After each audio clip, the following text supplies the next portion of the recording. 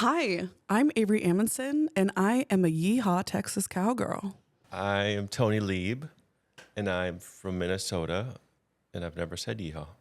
Until right now. First time for everything. Oh, What exciting. would yeehaw with a Minnesota accent sound like?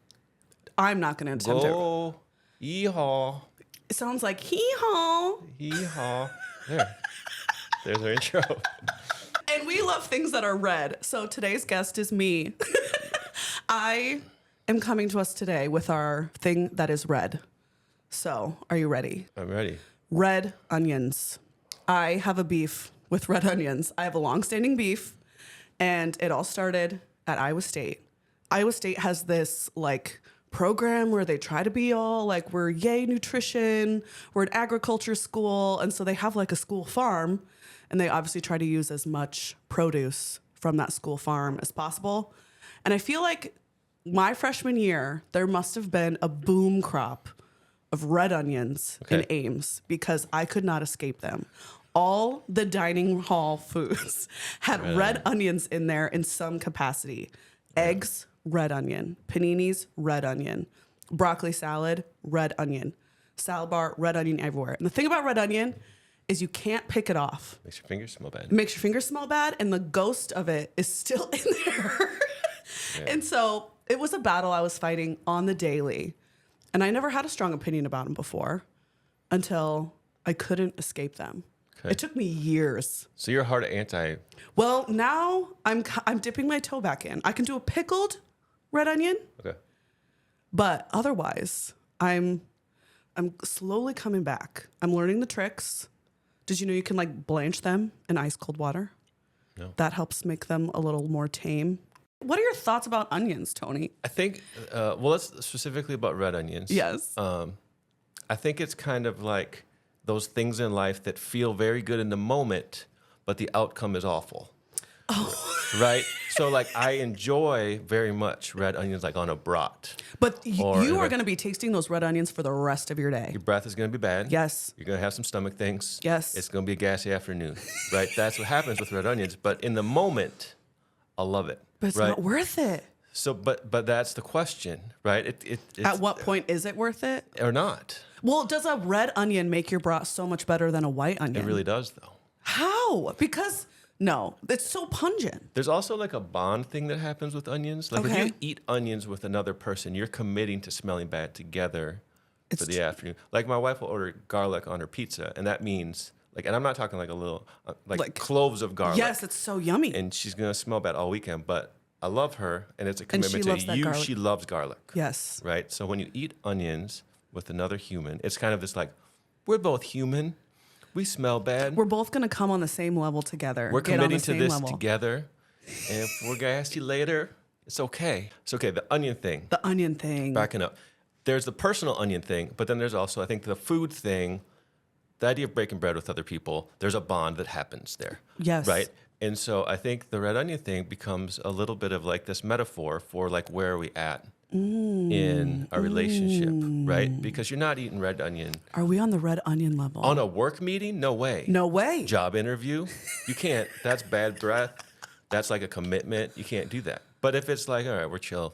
We're chill. I'm going to get the guac with the red onion. I can have red onion in my guac.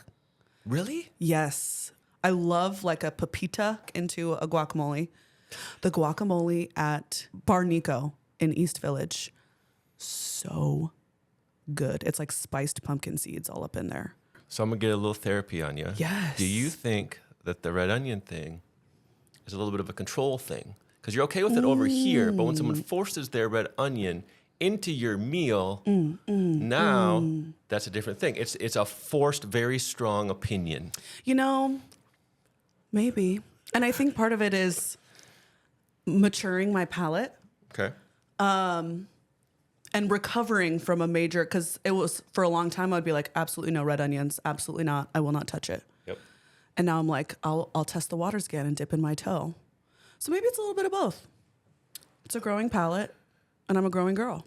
I worked at a pizza place in high school. If you work at a pizza place and you have to cut onions, that's not like cutting onions at home, ooh, my hand smells bad. It's people will avoid you because that funk is like, because you're dipping your hands for a prolonged amount of time in the onion. And it's red onion. They don't use white onion I can't remember. on the pizza. I would. Oh, But you can't wash it off. The thing that I learned there, though, olive juice, like from the olives. like the brine. Yeah, if Okay. you put your hands from the onion, you save the cans, you take the olives out, you save the juice, and you let your hands sit in that for a minute. A little spa treatment. You let it just hang, and it doesn't take it away, but it makes it a lot better.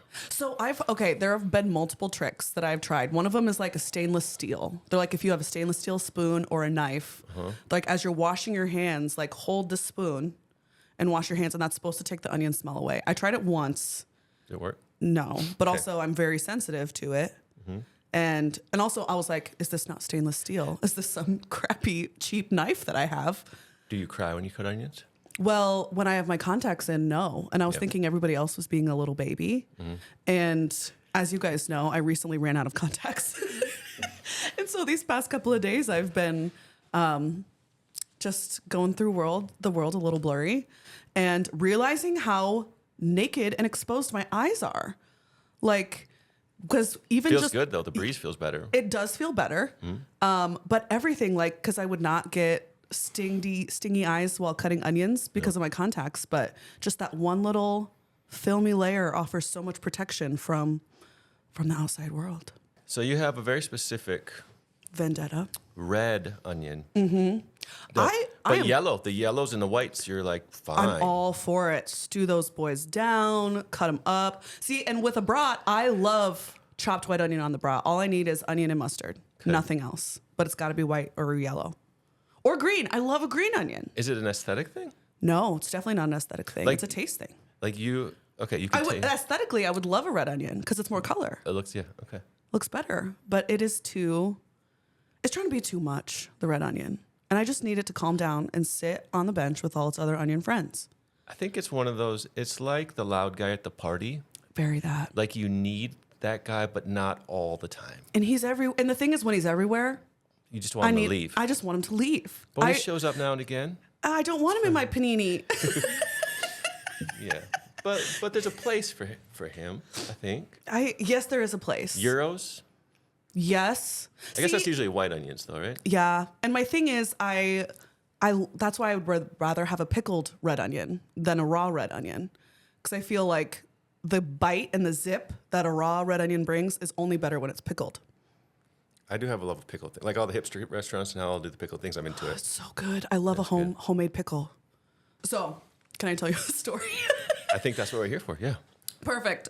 So one of my favorite onion memories is I was either a junior or senior in high school, and one of our friends was having a Halloween party, and it's always at that weird time because we were all good kids in high school. We weren't like a party was not a high school party. There were no drugs. There were no alcohol. We're just hanging out to have a good time, like good old boring kids.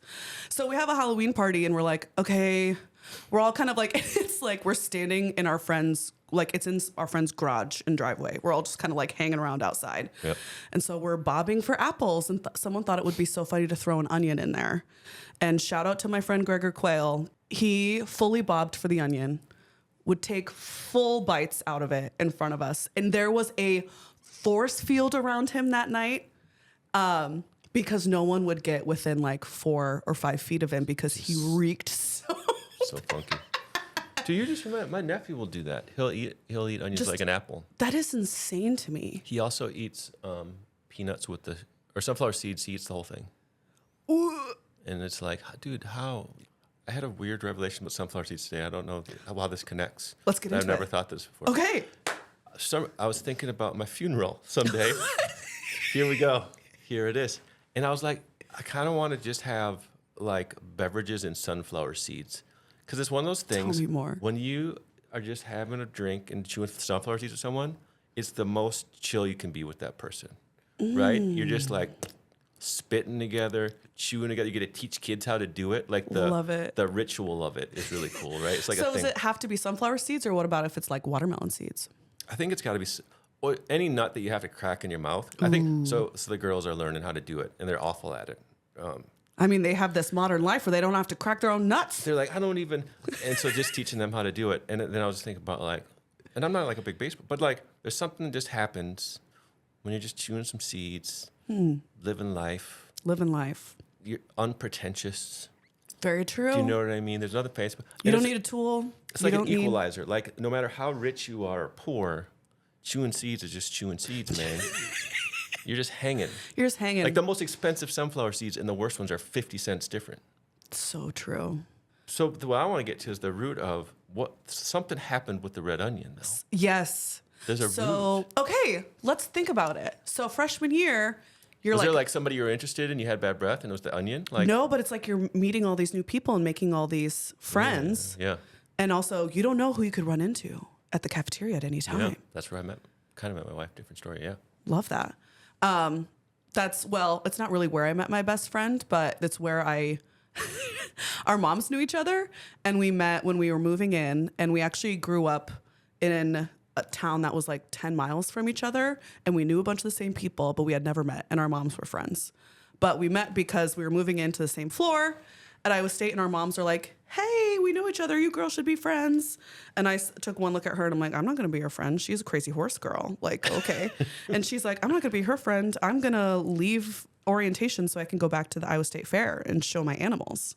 But I saw her eating lunch by herself, and I was like, that's Allison amazing. Parman, I'm name dropping. I'm like, what are you doing? No, eat with me. And then ever since then, you guys are besties. BFFs. I love that your bestie is like a horse person. Oh, I have known. Because you're way not. Like, well, I told you I'm a Texas Yeehaw cowgirl, Tony. That's just Beyonce coming through. That's all that is.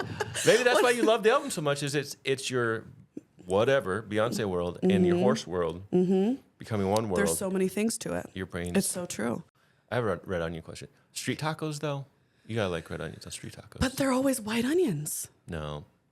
That's in my experience, they're white. I feel like the Authentico tacos are white. White onion. And also, are we talking like street tacos like LA street tacos, or are we talking street tacos like? I'm talking like East Side, that place the Plug always wants to go. I always get tacos. He looks at me with vendetta because he's the burrito guy. But like that dude loves burritos, and I'm always like, well, I just want some spicy tacos, and he always does this kind of like, I showed you my favorite thing, and you chose the thing next to it. Well, you need to go to the other taco stand that's my favorite, called Tacos de Galado. Is it East Side one? It's in the AutoZone parking lot on University, by Dogtown. Drake? Yeah. Yeah. And it is so good. I get the lengua taco, which is beef tongue, and all it comes is with a bunch of cilantro, a bunch of white onion, and a lime. It's perfect. So I was looking a little bit about why are red onions considered red. Thank you to All Recipes for this historic look into why red onions are red. Yeah. So they say that a theory is that most languages, when developing terms for color, go through 7 different evolutionary stages. So the first one, most colors are referred to in terms of different shades of black or white. And then in the second, red becomes a primary descriptive color. Red, because of its ubiquity as a category, has been used throughout human history to describe colors that today we wouldn't truly consider to be red. And you can see that in other somewhat inaccurate color euphemisms that we use today.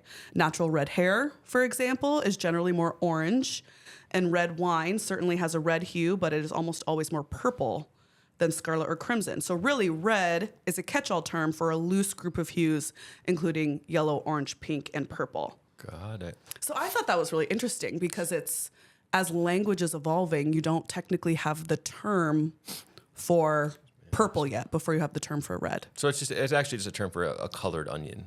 Yeah. As compared to a yellow or a right, white. right. It just has more pigment in it. And so they're like, that's a bright onion. It's red. If it was a purple onion, but it tasted the same, if we called it by its proper color, would it change anything for you? No, I think I would I would still be out here, Avery versus the purple onion. Okay. That's a good children's book. But then, okay, so what's the metaphor? Every children's book, someone who's read 1,000 of these, there's always a simple metaphor at the end, or a simple message. Not a metaphor, a message. What's the message? So it's Avery. She hates the onion. She goes all over. The onion follows her.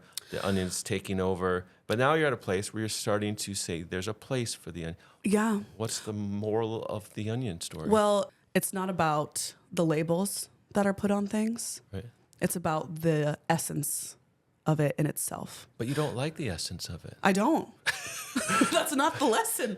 The lesson is not, and she learns to love red onions at the end. No matter what you call the red onion, it's still a red You onion. can't put lipstick on a pig and tell me Got that it. it's beautiful. So it's about staying true to what you actually feel literally in your belly. Literally above in it. your belly. Yes. So there's our moral. The moral is trust your gut. Trust your gut, literally and figuratively. Trust your gut. But also, like, don't be afraid to try new things, Yes. but still trust your gut. But still trust Give it your a gut. shot. And with that, thank you for listening to Things That Are Red. This has been a Red Dot Labs production. For more episodes and information, check out red.ad.com and be sure to follow Red Dot Branding and Marketing on Instagram, LinkedIn, and Facebook. Thank you.